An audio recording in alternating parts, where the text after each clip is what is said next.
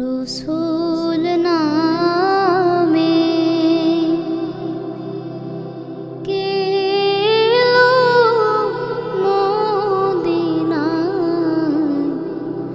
রসুল নামে। আসসালামু আলাইকুম ওরহমতুল্লাহি ওবরাকাতুহ। ইন্নাল হামদুলিল্লাহ ওয়াসসালাতু ওয়াসসালামু আলা রাসূলিল্লাহ ওয়া বা'দ। প্রিয় দর্শক শ্রোতা, চলছে রবিউল আউয়াল মাস। রবিউল আউয়াল মাস উপলক্ষে এটিএন বাংলা সিরাতুন নবী সাল্লাল্লাহু আলাইহি ওয়াসাল্লামের এক বিশেষ আয়োজন নিয়ে আপনাদের সামনে আমরা হাজির হয়েছি। আমাদের আজকের বিষয় উসওয়াতুন হাসানা। নবী করিম সাল্লাল্লাহু আলাইহি ওয়াসাল্লামের জীবনী জানা এবং সেই অনুযায়ী জীবনকে গঠন করা এ এক মহা সৌভাগ্যবানদের কাজ। রাসূল করিম সাল্লাল্লাহু আলাইহি ওয়াসাল্লামের উম্মত আমরা দাবি করি ঠিকই, কিন্তু নবীজি সাল্লাল্লাহু আলাইহি ওয়াসাল্লাম যে আদর্শ রেখে গেছেন, আমরা কি সেই আদর্শে অনুপ্রাণিত হয়ে নিজেদের জীবনকে গঠন করতে পেরেছি? চলুন প্রিয় দর্শক, এই প্রশ্নগুলোর জবাব খুঁজব আমাদের আজকের আয়োজনে। আজকে আমাদেরকে কোরআন সুন্নাহর আলোয় আলোকিত করবার জন্য দুইজন বিদগ্ধ স্কলার রয়েছেন স্টুডিওতে। আমাদের আমন্ত্রণ গ্রহণ করে স্টুডিওতে এসেছেন বাংলাদেশের খ্যাতিমান স্কলার, জনপ্রিয় মিডিয়া ব্যক্তিত্ব, মিসবাহুল উলুম কামিল মাদ্রাসার স্বনামধন্য মুহাদ্দিস ফদইলাতুশ শেখ মুহাদ্দিস মাহমুদুল হাসান। আসসালামু আলাইকুম ওয়া রাহমাতুল্লাহি ওয়া বারাকাতুহু। আমাদের সঙ্গে রয়েছেন আরও একজন সম্মানিত আলোচক। আমাদের সঙ্গে রয়েছেন বাংলাদেশের জনপ্রিয় মিডিয়া ব্যক্তিত্ব, বাংলাদেশ ইমাম সমিতির সম্মানিত কেন্দ্রীয় সভাপতি ফদইলাতুশ শেখ হাফেজ মাওলানা লুৎফুর রহমান। আসসালামু আলাইকুম ওয়া রাহমাতুল্লাহি ওয়া বারাকাতুহু। ওয়ালাইকুম আসসালাম ওয়া রাহমাতুল্লাহি ওয়া বারাকাতুহু। শেখ, আপনাদের দুইজনকে আমাদের আজকের আয়োজনে স্বাগত জানাচ্ছি। শুরুতেই আসতে চাই শেখ মুহাদ্দিস মাহমুদুল হাসান। উস্তাজ, আপনি আমাদেরকে জানাবেন যে নবী করিম সাল্লাল্লাহু আলাইহি ওয়াসাল্লাম পৃথিবী থেকে বিদায় হওয়ার সময়ও উম্মতি উম্মতি বললেন, উম্মতদের জন্য কান্না করলেন, কাঁদলেন, সারাটা জীবন উম্মতের জন্য কষ্ট করলেন, দোয়া করলেন, কোরবানি পর্যন্ত করেছেন উম্মতের জন্য। সেই উম্মত নবী করিম সাল্লাল্লাহু আলাইহি ওয়াসাল্লামকে ভুলে থাকে, তার আদর্শে অনুপ্রাণিত হয়ে জীবন গঠন করে না, তাকে স্মরণ হয় না, মানে না। শুধুমাত্র রবিউল আউয়াল মাস আসলেই হয়তো কিছু প্রোগ্রামের আয়োজন হয়, হয়তো কিছু বই পড়া হয়, এর বাইরে তাকে দিব্যি ভুলে থাকে। কেন এমনটি হয়? জি, অনেক ধন্যবাদ। আলহামদুলিল্লাহ ওয়াসসালাতু ওয়াসসালামু আলা রাসূলিল্লাহি ওয়া বা'দ।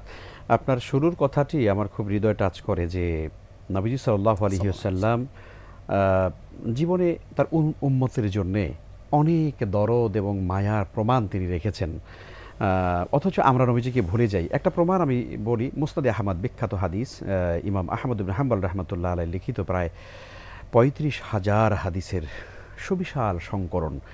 আমি একটু বলে নিতে চাই, ইমাম আহমদ ইবনে হাম্বল রাহমাতুল্লাহ আলাইহিকে ইলমে হাদিসের জগতে তাকে আইনস্টাইন বলা হয়। ১০ লক্ষ হাদিসের তিনি হাফেজ ছিলেন, সুবহানাল্লাহি ওয়া বিহামদিহি। এবং তারই সরাসরি ছাত্র হলো ইমাম বুখারী রাহমাতুল্লাহ আলাইহি, তার সরাসরি ছাত্র হলো ইমাম মুসলিম রাহমাতুল্লাহ আলাইহি, এবং ইমাম বুখারীর আরেকজন সরাসরি ভুবন বিখ্যাত ছাত্র ইমাম তিরমিজি রাহমাতুল্লাহ আলাইহি। মানে এই জগৎটা না আলোকিত এক পৃথিবী।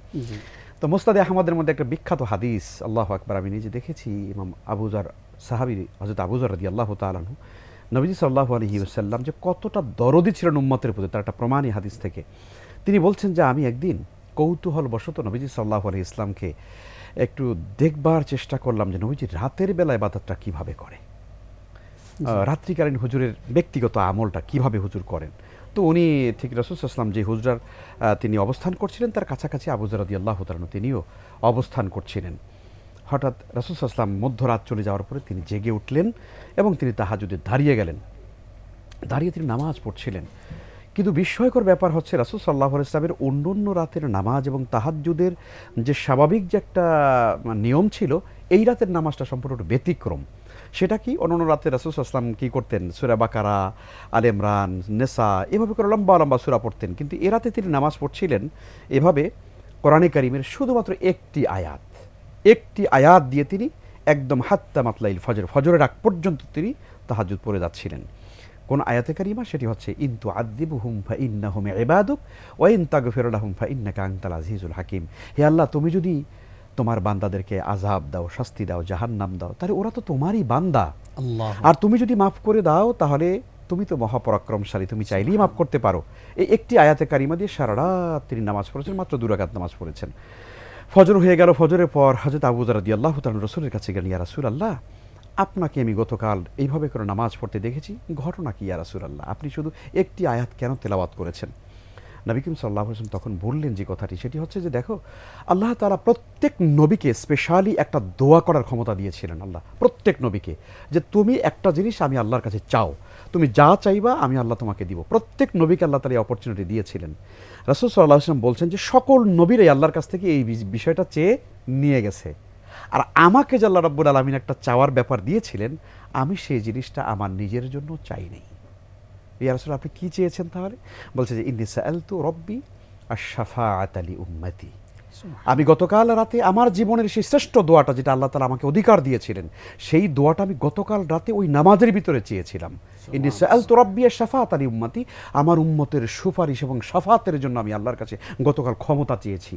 কাল কিয়ামতের ময়দানে আমার উম্মতেরা যখন কঠিন বিপদে পড়বে, আমি যেন তখন আমার উম্মতকে যেন আমি আল্লাহর কাছে সুপারিশ করে তাদেরকে জান্নাতে নিয়ে যেতে পারি। ইয়া রাসূলুল্লাহ, আল্লাহ কি আপনার এই দোয়া কবুল করেছেন? রাসূল কারীম সাল্লাল্লাহু আলাইহি ওয়াসাল্লাম তখন বললেন, হ্যাঁ, আল্লাহ আমার এই দোয়া কবুল করেছেন। এবং ইয়া রাসূলুল্লাহ, সবাই এটা পাবে? আপনার শাফাত থেকে সবাই পাবে? কারা কারা পাবে, কারা পাবে না?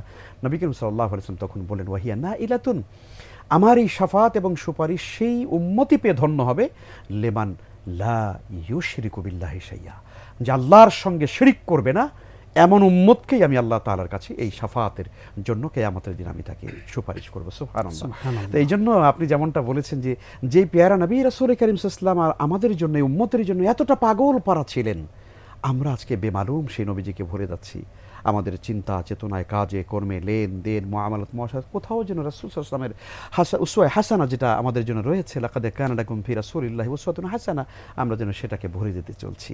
এই জন্য আমাদের মনে হয় যে এই রবিউল আউয়াল আসলে আমরা স্মরণ করি, এটা আমি খারাপ মনে করি না, ইতিবাচক। কিন্তু এই চর্চাটা যেন আমরা গোটা জীবন ব্যাপী যেন আমরা টেনে নিয়ে যাই। আল্লাহ তৌফিক দান। আল্লাহুম্মা আমিন। জাযাকাল্লাহ খাইর। খুবই চমৎকার আলোচনা আপনি উপহার দিয়েছেন। আসতে চাই শেখ লুৎফুর রহমান আপনার কাছে, জানতে চাই নবী করিম সাল্লাল্লাহু আলাইহি ওয়াসাল্লামের জন্ম নিয়ে আমাদের সমাজে আমরা কেউ জন্মদিন পালন করি, মিলাদুন নবী পালন করি, কেউ সিরাতুন নবী পালন করি। যেমন আমাদের আজকের প্রোগ্রাম সিরাতুন নবী সাল্লাল্লাহু আলাইহি ওয়াসাল্লাম উপলক্ষে উসওয়াতুন হাসানা।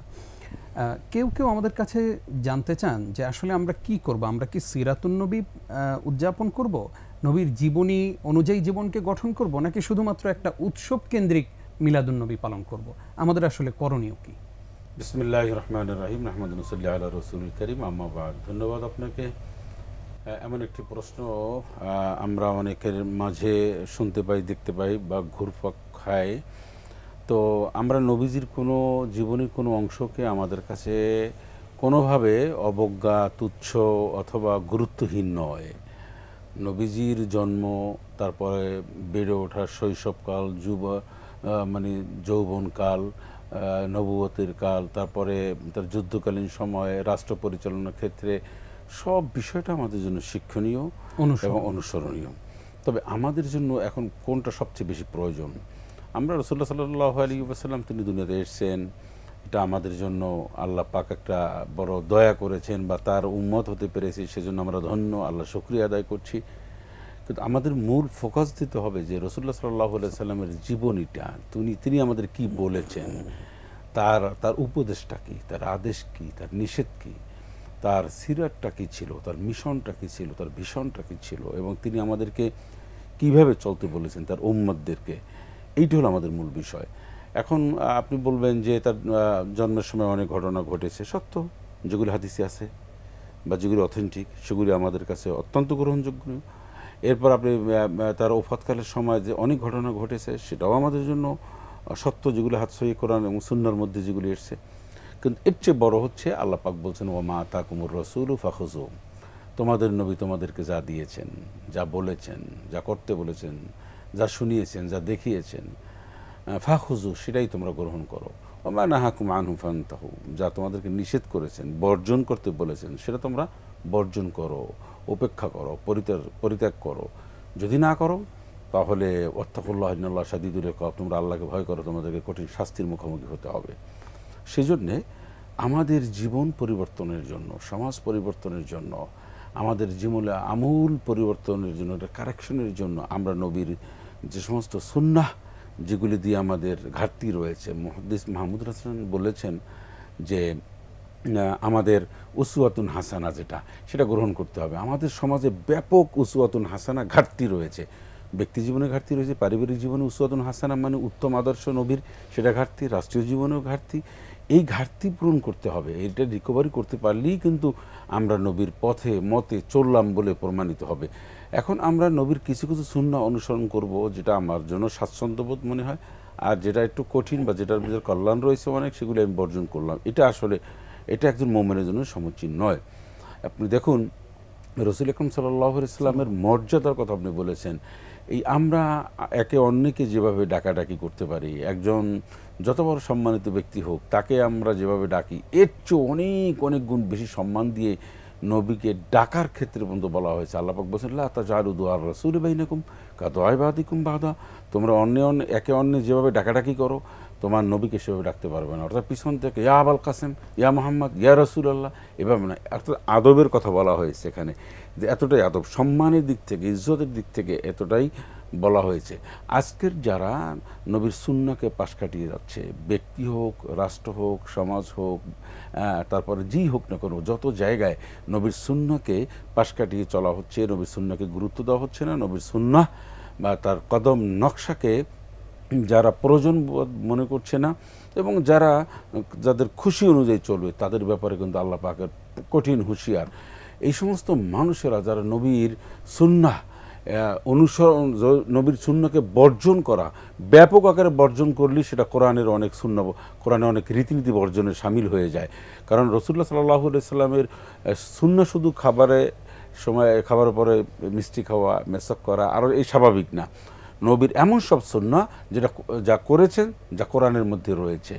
কোরআনের অনেক দিক নির্দেশনা, এটা কোরআনের যেমন দিক নির্দেশনা, পক্ষান্তরে রাসূলুল্লাহ সাল্লাল্লাহু আলাইহি সাল্লামেরও ওইটা একটা সুন্নাহ। এই সুন্নাহ মানে কোরআনের সুন্নাহ। যেমন আল্লাহ পাক বলেন যে ফালান তাজিদ আলি সুন্নাতিল্লাহি তাবদীলা ওয়ালান তাজিদ আলি সুন্নাতিল্লাহি তাহবিলা, আমার সুন্নাহ পরিবর্তন এটা হয় না। তাহলে আমরা এই সুন্নাহ যারা বর্জন করি তাদের ব্যাপারে আল্লাহ পাক বলেন ইয়াউমা তাকাল্লাবু উজুহুম ফিন্নার। আমি এই যারা কাফির, বেঈমান, নবীকে অস্বীকার করে, নবীর সুন্নাহকে যারা পাশ কাটিয়ে জীবনযাপন করছে, নবীর সুন্নাহ বলতে ব্যবসায়িক জীবন, নবীর মুআমালা, নবীর মুআশারা, নবীর পারিবারিক জীবন, এইগুলি কোনোটা আমলে না নিয়ে ইচ্ছা অনুযায়ী স্বেচ্ছাচারিতা জীবনে করেছে, তাদেরকে ওলট পালট করে দেবে জাহান্নামের আগুনে, সামনে পিছনে সব দিক দিয়া। তখন কিন্তু মানুষ আক্ষেপ করে কথাই বলবে ইয়া লাইতানা আতানা আল্লাহ ওয়া আতানা রাসূলা, আমি কেন আল্লাহর অনুসরণ করলাম না, আমি কেন নবীর অনুসরণ করলাম না। তাহলে পেলাম আমরা আল্লাহর এবং রাসূলের অনুসরণের মাধ্যমেই কিন্তু জাহান্নামের আগুন থেকে মুক্তি পাওয়া সম্ভব। জি, খুবই চমৎকার বলেছেন। আপনার কথার সারসংক্ষেপ হলো যে আমরা আসলে সিরাতুন নবী সাল্লাল্লাহু আলাইহি ওয়াসাল্লাম অনুযায়ী আমাদের জীবনটাকে যেন আমরা সিরাত যদি পালন করি, সিরাত মানে কি, সিরাতের মধ্যে আপনার মিলাদ এসে যায়, মিলাদুন নবী এসে যায়, অর্থাৎ নবীর জীবন বৃত্তান্ত এসে যায়, ওনার শৈশবকাল এসে যায়, ওনার কৈশবকাল এসে যায়, যৌবনকালটা এসে যায়, নবুয়ত, সব কিছুর মধ্যে ইনক্লুডিং হচ্ছে সিরাত। জাযাকাল্লাহ খাইর। আসতে চাই উস্তাদ মুহাদ্দিস মাহমুদুল হাসান আপনার কাছে। নবী করিম সাল্লাল্লাহু আলাইহি ওয়াসাল্লামের শিশুকাল অর্থাৎ নবুয়তের আগ পর্যন্ত এই সময়টা, একদম শিশু থেকে এই সময়টাতে আমাদের জন্য কি কি আদর্শ আমরা তাকে অনুসরণ করতে পারি? যেমন ছোটবেলায় তাকে আল আমিন বলে সবাই ডাকতো, আমরা বড় হয়েও বিশ্বস্ত হতে পারি না মানুষের কাছে, আমাদেরকে মানুষ বিশ্বাস করে না, আমাদেরকে আল আমিন বলে না। কিন্তু নবী করিম সাল্লাল্লাহু আলাইহি সাল্লাম একদম ছোটবেলায় মানুষ, সবাই কাফেররা পর্যন্ত, বেঈমানরা পর্যন্ত তাকে আল আমিন বলতো, বিশ্বাসী বলতো। আমরা কেন তার এই আদর্শবান হতে পারি? অনেক ধন্যবাদ আপনাকে। রাসূলুল্লাহ সাল্লাল্লাহু আলাইহি ইসলামের নবুয়ত প্রাপ্তির আগ পর্যন্ত তার যে জীবন, সেটি আল্লাহ তাআলা কোরআনে কারিমে মেনশন করেছেন কম। কোরআনে কারিম এবং সুন্নাহ দ্বারা যেটা আমাদের জন্য, উম্মতের জন্য করণীয় হিসাবে এটাকে অনিবার্য করে দেওয়া হয়েছে, বাধ্যতামূলক করে দেওয়া হয়েছে, সেটা কিন্তু নবুয়তের পরবর্তী জীবন। কিন্তু মজার ব্যাপার হচ্ছে রাসূল সাল্লাল্লাহু আলাইহি ওয়াসাল্লামের নবুয়তের পূর্বের জীবনটাও কিন্তু আমাদের জন্য ব্যাপক শিক্ষণীয় আছে। আপনি যদি দেখেন যে তিনি যখন হালিমাতুস সাদিয়া রাদিয়াল্লাহু আনহা, সেই বিখ্যাত ঘটনা আমরা জানি যে তিনি যখন গেলেন, তাকে দুধ পান করানোর জন্য নিয়ে যাওয়া হলো, তখন সেখানে তিনি তার দুধ ভাইয়ের জন্য তিনি তার মায়ের একটা স্তন তিনি রেখে দিয়েছিলেন। মানে কি মিন করে, ইনস্ট্রাকশনটা কি পাই, যে সেই ছোটবেলাতেই, শিশুকালেই একদম তিনি ইনসাফ এবং আজকে আমরা এখন বলছি 1400-1500 বছর পরে এসে আমরা আমাদের আন্দোলন করতে হচ্ছে, জীবন দিতে হচ্ছে, রক্ত দিতে হচ্ছে, বৈষম্য বিরোধী সমাজ চাই, রাষ্ট্র চাই, উই ওয়ান্ট জাস্টিস, আমরা ন্যায় বিচার চাই, জাস্টিস কায়েম করি। তো জাস্টিস আপনি কি করে কায়েম করবেন রাসূল সাল্লাল্লাহু আলাইহি ওয়াসাল্লামের জীবন যদি আপনি অনুসরণ না করেন? কারণ এই পৃথিবীতে তো কোনো মানুষ, কোনো ধর্ম, কোনো আপনার তন্ত্র মন্ত্র দিয়ে কোনো পৃথিবীতে কোনো দিন আপনি জাস্টিস হবে না, যতক্ষণ পর্যন্ত এই পৃথিবীতে আল্লাহর হাবিব সাল্লাল্লাহু আলাইহি ওয়াসাল্লামের জীবন আদর্শ কায়েম না হবে, বাস্তবায়ন না হবে। এই জন্য নবীজির সেই শিশুবেলার সেই যে বিষয়টা থেকে কিন্তু আমরা জাস্টিসের ব্যাপারটা দেখি, আদরের ব্যাপারটা দেখি। এরপরে আপনি যদি আসেন যে যখন তিনি কৈশোর হলেন, তিনি হিলফুল ফুজুল করলেন, সমাজের সামাজিক কার্যক্রমের মধ্যে তিনি ঢুকে গেলেন।